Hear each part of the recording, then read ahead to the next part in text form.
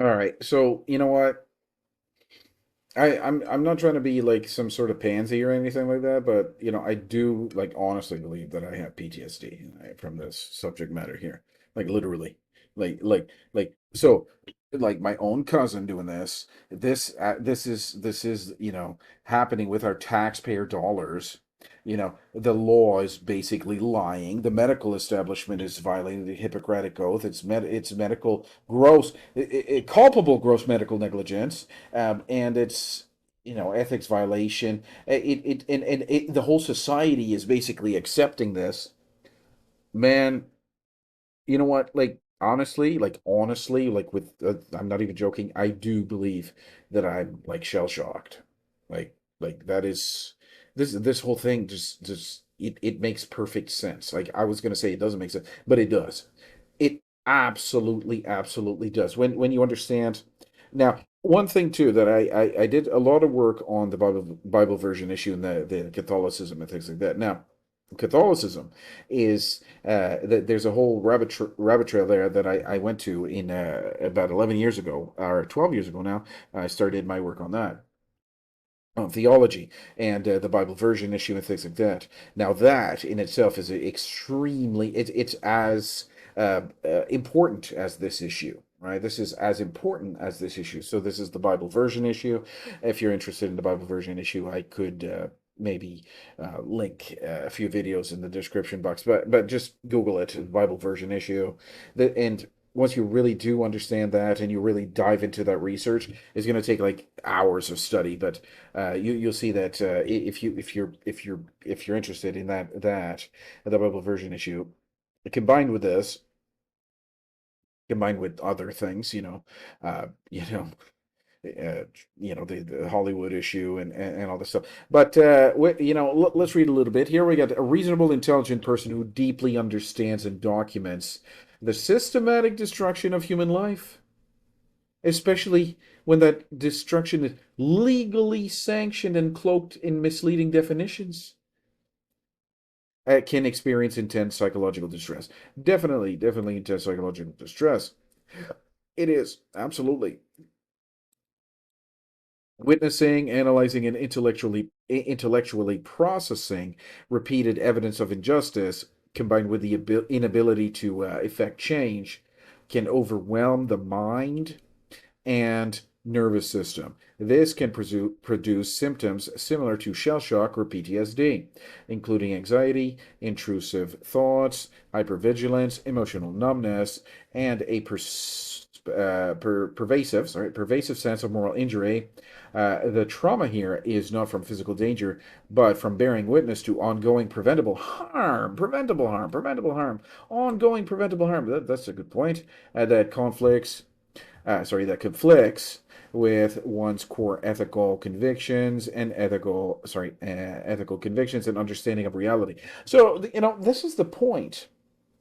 None of these children have to die. It's preventable, right? And for me witnessing this, and not only me witnessing this, but me witnessing all the people that, are just sweeping this under the rug, the regulators that are allowing this type of thing to happen, the medical center that's supposed to say do no harm that is doing the greatest harm, combined with the Bible version issue thing there. So the Roman Catholicism, if you're not aware of what I'm talking about, basically the biblical doctrine is so far removed from the Roman Catholic doctrines, and the biblical text, right? The Roman Catholic biblical text is from a different set of manuscripts, from the Alexandrian manuscripts, and not the one that was based from Antioch, and all this stuff. That's a whole issue. We have to get into that. But that issue itself, once you truly understand it, and you see that it is as important as this issue, and this whole thing compounded together, it's leading me to getting PTSD. I feel like I'm shell shocked. Like I'm just one guy, right? That grief. I was talking to a grief counselor today, right? Definitely, yeah. I don't know if it was helpful or not, but I was able to. She's all like, "Do you have anybody to talk to?" I'm like, "Yeah, ChatGPT and my own self and my own videos." Yeah, like, that's it. You wrote a book. Oh yeah, I wrote a book and all this stuff. But I was like, can I keep myself anonymous? And she was like, I think I know who you are. But no, it's a very, very, very wonderful initiative, right? So the grief counselor, the grief counselor, right? So the grief counselor is she lost her husband or whatever. I mean, I can't imagine losing my wife. Oh man, that would be terrible. But losing my child, I mean, this is something that really happened, you know. And I do have the idea that it happened multiple times, and I lost a baby, right?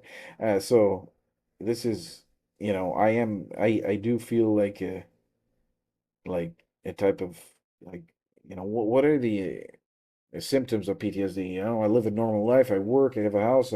You know, I have a family. My wife is expecting a baby. Like everything's okay, but really in my heart, like I feel shocked. It's a shock in my like I just can't imagine that we would live in a world where we would be we would have the government and the regulators tricking people and the doctors lying to people and but this is really happening. Like this is really happening. Like I you got the Supreme, for example, those videos that I did yesterday. The Supreme Court affirming that life begins at conception, but then allowing the regulators which say that life begins at implantation to basically flood the markets with abortifacients, while they're saying it's not abortifacients, but it is, and these children are dying in a country that abortion is unlawful, and it's unlawful. So in this country where I am here, thankfully, people have enough sense that the Supreme Court will affirm that fertilization is the starting of pregnancy, the conception itself is the starting of life, and the constitutionally protected right to life, right? The constitutionally protected right to life in this country here where I am now. Now in Canada, in my hometown.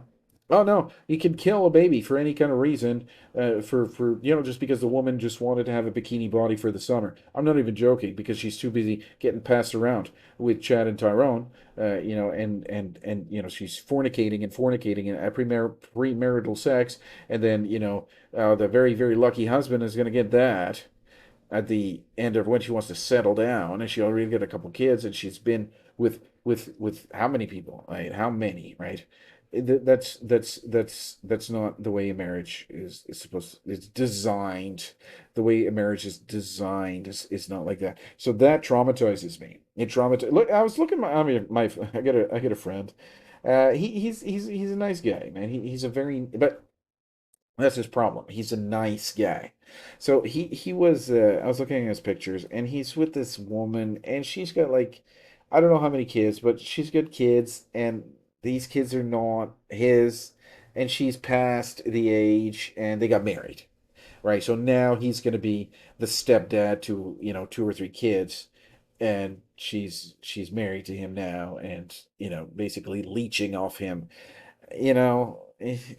Oh, my poor friend. He's a buddy of mine. I know this guy, right?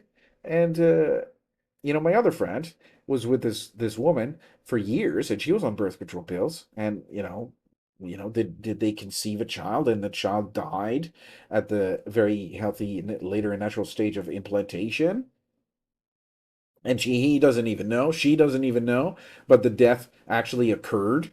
And the whole proof of death thing, right? You can't even, like, this happens, like it really does happen, because I mean that's what it does. That's what happens. The death occurs, but because of the microscopic size, then the proof of death is inconvenient. It's not impossible, but it's inconvenient. So then everybody's like, oh, gaslighting me and saying, oh, I'm the crazy person. This is just blah blah blah. Let's go back to watching Netflix and you know not understanding the subject matter, right? They don't even understand like a tenth a tenth of a percent of the subject matter. So they're going to listen to me and saying all this stuff, and they're not going to get into it, right? And they're going to say, oh, I'm the crazy one. It's It's traumatic. It really seriously is. It is traumatic. Yeah, thank you very much for tuning in. I'll see you in the next one.